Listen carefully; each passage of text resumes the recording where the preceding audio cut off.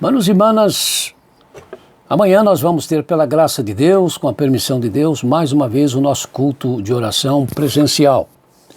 Nós estamos observando uma queda muito pequenininha em relação ao número de infectados, tanto no Brasil como no estado do Rio de Janeiro, mas está havendo uma queda de 0, qualquer coisa. E em relação ao número de óbitos, a queda é um pouco mais acentuada, pequena ainda, mas já um pouco mais, mais ou menos em volta lá de mais de 2, quase 3% já em relação aos óbitos, e no Rio de Janeiro até mais.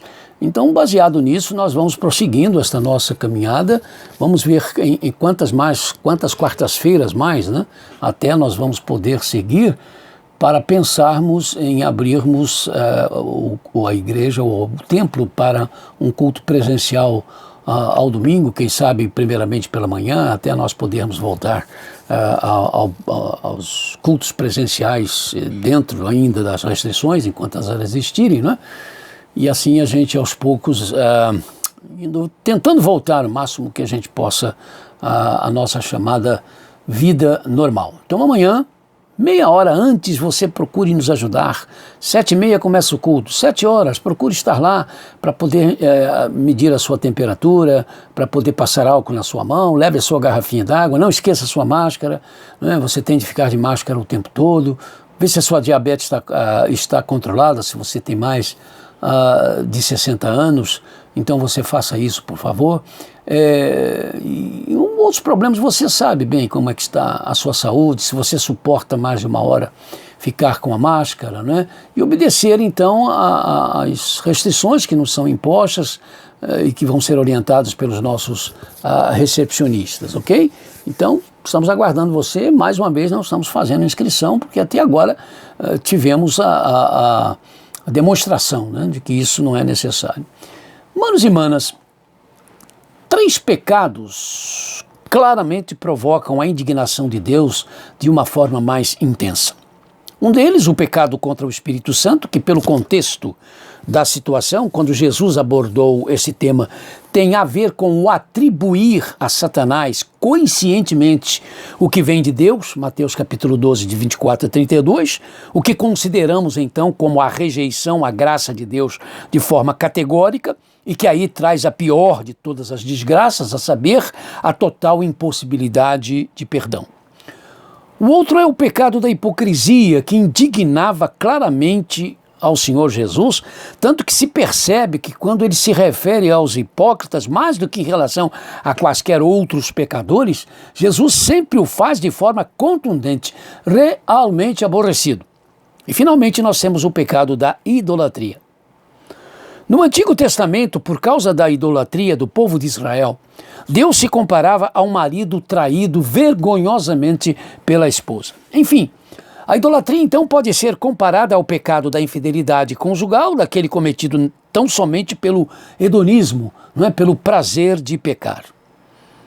A idolatria, de repente, pode parecer o tipo de pecado do qual nós estamos livres, mas por engano.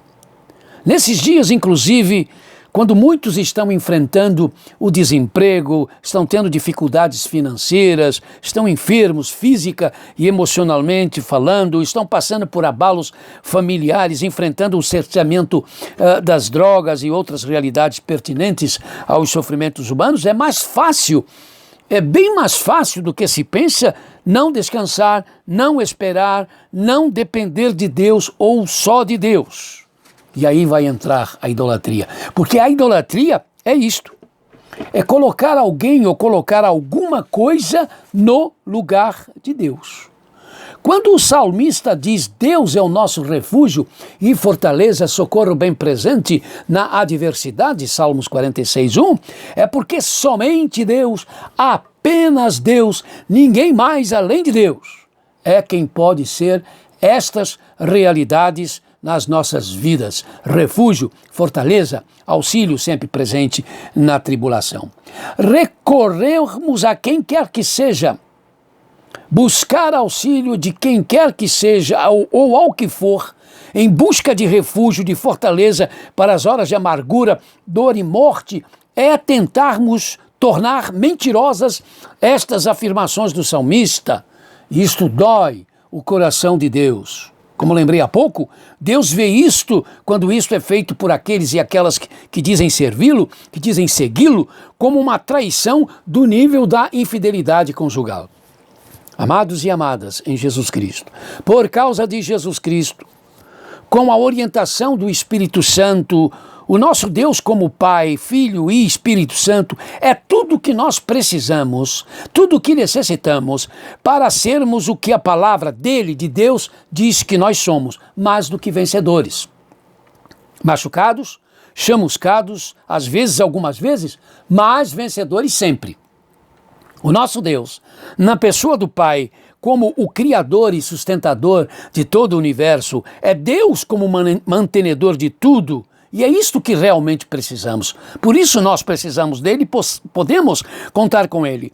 Na pessoa do Filho Jesus Cristo, feito o nosso Senhor e Salvador absoluto, que nos salva da prisão imposta pelo pecado, que nos salva da miséria eterna, que nos salva de uma vida aqui para sempre sem sentido, nos dando a vida eterna, nos livrando da morte eterna, na pessoa do Filho, Deus nos dá a certeza de participarmos da sua glória. E é isto, meus amados, é isto que nos dá alento para lutarmos as lutas da existência. Deus, na pessoa do Espírito Santo, está sempre ao nosso alcance para nos fortalecer na fé e no poder nos sentirmos bem perto de Deus, tendo como socorro, como fortaleza, como alívio, como esperança, cuidando das nossas almas, das nossas vidas, das nossas necessidades. Como cantam dos nossos hinos, Deus, somente Deus. Afinal, é por isto que é a Ele, Deus, a quem nos dirigimos e a ninguém mais, quando pedimos: Ah, Senhor, olha quão grande é o nosso mar e quão pequenos e frágeis são os nossos barcos, mas porque Tu nos fazes ter Jesus Cristo conosco, Tu estás conosco e aí nós não nos afogaremos, dando-nos o Teu Santo Espírito, a certeza, a convicção disto.